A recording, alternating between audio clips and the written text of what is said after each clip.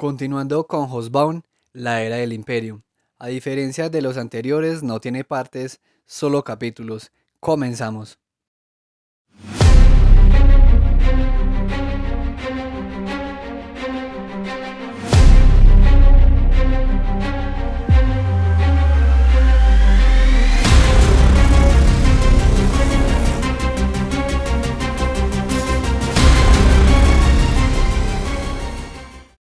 Capítulo 1. Revolución Centenaria.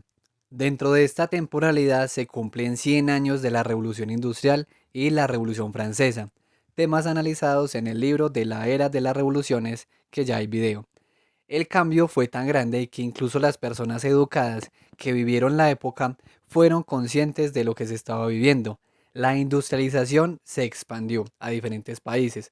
Como ya vimos en otro momento, fueron primero los ingleses, luego los franceses, alemanes y por último Estados Unidos. El ferrocarril también comenzó a expandirse a zonas del mundo y la ciencia se aplicó a la industria, lo que permitió un avance constante. La política experimentó una transformación donde muchos estados se volvieron mucho más democráticos.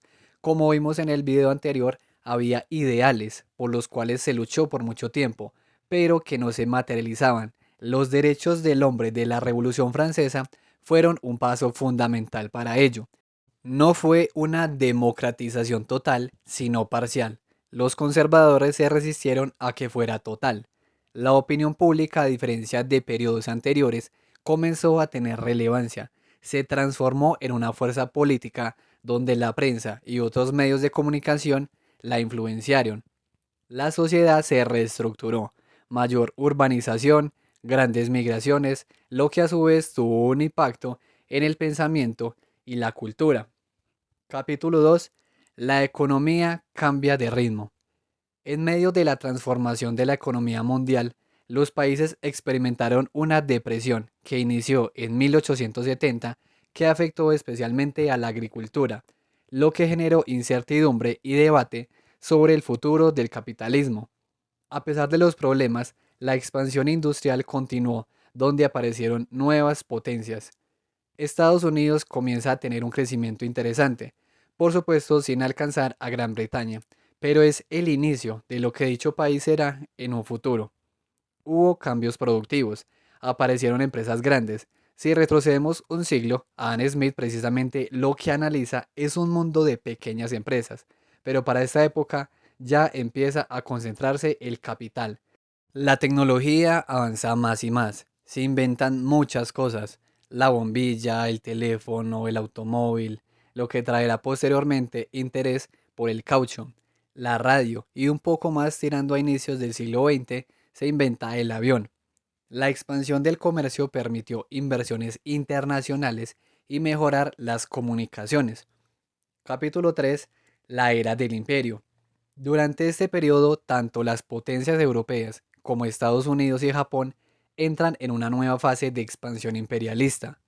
Aunque fue una continuidad de tendencias anteriores, aparecieron nuevos elementos como la anexión formal de territorios de África y Asia, permitiendo la creación de imperios coloniales, expansión que tuvo modificaciones de diferentes características, económicas, políticas, estratégicas, como llegar a nuevos mercados, acceder a materias primas, poder competir de una mejor manera con otras potencias y por supuesto con esa idea nacionalista donde cada estado construyó el orgullo nacional. La expansión también tuvo una idea civilizadora. Las sociedades que fueron colonizadas sufrieron por supuesto una serie de atropellos, explotación económica, la transformación de su sociedad, de su cultura y por supuesto hubo resistencia ante dichas imposiciones. Estos años moldearon las relaciones internacionales y sentaron las bases que llevarían a los grandes conflictos del siglo XX. Capítulo 4. La política de la democracia. Las naciones occidentales experimentaron una expansión democrática, con una paradoja, y es que aunque el sufragio estaba cada vez más extendido y la opinión pública tomaba más relevancia, las estructuras tradicionales permanecieron y las nuevas movilizaciones políticas las gestionaban las élites. Con más personas votando, el gobierno se vio obligado a movilizar masas, lo que permitió que nuevas formas políticas se desarrollaran. La democratización generó una serie de tensiones, ya que el mantenimiento del orden tambaleó un poco, por lo que los estados integraron a las nuevas clases políticas sin perder el control. El nacionalismo ayudó con la permanencia de dicho control.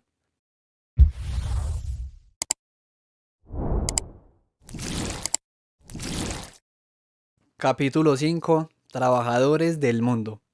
La clase trabajadora se convirtió en una fuerza tanto social como política, cuyo origen fue la industrialización y las masas asalariadas que creó en los centros urbanos sus condiciones de vida y de trabajo tan precarias. Por supuesto, todos los periodos han tenido resistencias. Como ya vimos con los marxistas británicos, el campesino medieval no fue precisamente un sujeto sometido por completo, y con Edward Palmer Thompson veremos cómo había movimientos de resistencia cuando el pan aumentaba de precio previo al capitalismo. Pero ese libro sí estoy en proceso de leerlo, por lo que saldrá más adelante. Continuando con el libro, los trabajadores se organizaron en sindicatos y partidos para responder a la explotación y la desigualdad. El socialismo y el marxismo proporcionaron un marco teórico, una brújula a seguir para esa lucha que comenzaba a tomar fuerza, recordando por supuesto que el Manifiesto Comunista fue publicado en el 48 y el Capital en el 67.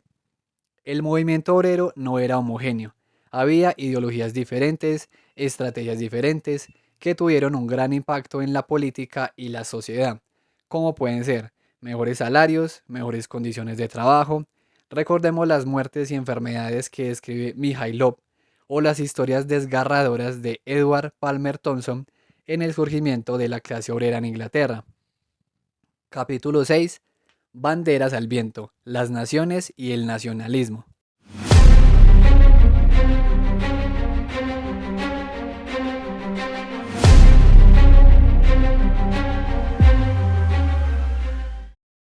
El nacionalismo cambió, se transformó en una ideología política muy poderosa.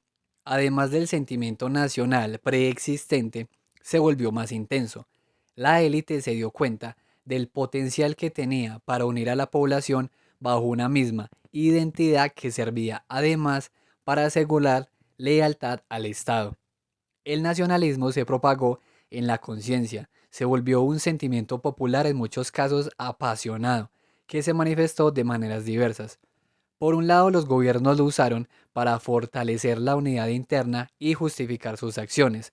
Segundo, esa idea de unión por la lengua, la cultura, un pasado en común y en ocasiones una raza en común tenía dos lados. Podía unificar, pero también llevar a sentimientos de independencia de grupos étnicos que quedaron divididos por fronteras políticas. Tercero, la educación, los símbolos nacionales, la mitificación de la historia y la participación en ceremonias nacionales como desfiles y fiestas crearon un sentimiento de pertenencia y de orgullo. Las competiciones internacionales se volvieron una expresión de orgullo y rivalidad entre estados. El nacionalismo sirvió para justificar la apropiación de territorios, como una muestra del poder nacional y de prestigio internacional. Y por supuesto, la búsqueda por la supremacía intensificó la competencia. Ignorar a las minorías tuvo consecuencias como conflictos de grupos étnicos dentro de las naciones que buscaron establecer su propio Estado-nación. Esa propagación del nacionalismo creó un nosotros y un ellos, que podía generar xenofobia, intolerancia y hostilidad frente a otras naciones, elemento que condujo a los conflictos del siglo XX. Capítulo 7. ¿Quién es quién? O las incertidumbres de la burguesía. La burguesía fue dominante durante esta era del imperio. Era diversa y tenía incertidumbres frente a los cambios. Alcanzó una posición de poder sin precedentes. Se benefició de la expansión económica, del progreso y el orden que contribuyó a establecer. La incertidumbre que vivía tenía varios orígenes.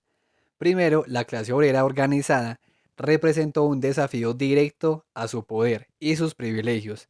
Segundo, la democratización política los obligaba a compartir el poder y a negociar con otras clases sociales.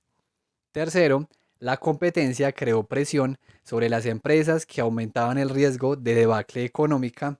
El arte tuvo nuevas corrientes, que en muchos casos criticaban los valores burgueses que generaron como respuesta a reformas que integraban a los obreros, fortalecían los valores y la moral tradicional y buscaron distinguirse con su manera de consumir y su cultura. Capítulo 8. La mujer nueva. El papel y la posición de la mujer se transformó en Occidente. Aunque la mujer por lo general continuó subordinada, hubo rupturas gracias por un lado a la expansión económica, ya que ésta le permitió a las mujeres trabajar, aunque muy mal pagadas y en condiciones muy buenas, pero esa participación les dio más independencia económica. Otro punto es que las mujeres que accedieron a la educación secundaria fue creciendo. Algunas incluso llegaron a la educación superior, lo que les permitió tener nuevas habilidades y conocimientos que les abrieron puertas a la enseñanza, la enfermería y tener un pensamiento más independiente. Con los movimientos feministas, las mujeres se comenzaron a organizar y a luchar por sus derechos, como el voto, igualdad ante la ley, oportunidades educativas y laborales, recordando que la Declaración de los Derechos del Hombre de la Revolución Francesa no incluyó a las mujeres y que Mary Wollstonecraft respondió con un libro años después. Primer video de este canal. Los movimientos desafiaron las normas vigentes y demandaron igualdad. Las familias fueron más pequeñas y el control de la natalidad le permitió a las mujeres tener un mayor control sobre sus vidas y poder tener tiempo para hacer otras actividades diferentes al hogar.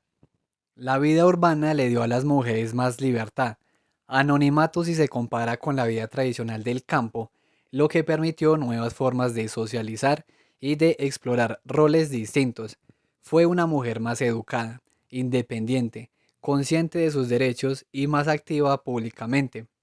Por supuesto, fue un cambio lento que además tuvo resistencia por parte de los sectores conservadores de la sociedad. La discriminación continuó y las expectativas sobre su rol tradicional como esposas continuó. Sin embargo, una mujer surgió y se sentaron las bases para las luchas del siglo XX. Capítulo 9. La transformación de las artes. Las artes comenzaron a cuestionar lo tradicional, lo establecido, y experimentaron nuevas técnicas, temas nuevos. El público permaneció aferrado a lo convencional, generando una distancia entre la creación artística y el público que fue creciendo con el tiempo. Apareció el impresionismo, el postimpresionismo, el cubismo, entre otros. Hubo distintos tipos de arte, uno más serio relacionado con la vanguardia y el popular que era más comercial. Las nuevas expresiones no eran comprendidas por el público general, por eso se iban por lo tradicional. La fotografía y el cine abrieron nuevas posibilidades para los artistas desafiando las artes plásticas. El arte fue más subjetivo y se centró en el individuo, en experimentar con nuevos materiales en lugar de buscar una representación objetiva de la realidad. Su relación con la sociedad cambió. Muchos criticaron a la burguesía y buscaron que el arte fuera algo más que una decoración, que fuera parte de la vida cotidiana. Capítulo 10. Certidumbres socavadas. La ciencia. La creencia en los mitos de la modernidad, como el progreso lineal, inevitable, un mundo regido por principios, se debilitó. Se desafiaron las tradiciones y valores religiosos por ideas filosóficas distintas y sociales. Por eso la libertad en el arte, por eso su crítica. También se dudó de la verdad objetiva. Tomó fuerza la diversidad de estilos, de perspectivas, de interpretaciones. Las academias y los críticos tradicionales perdieron fuerza. Capítulo 11. La razón y la sociedad.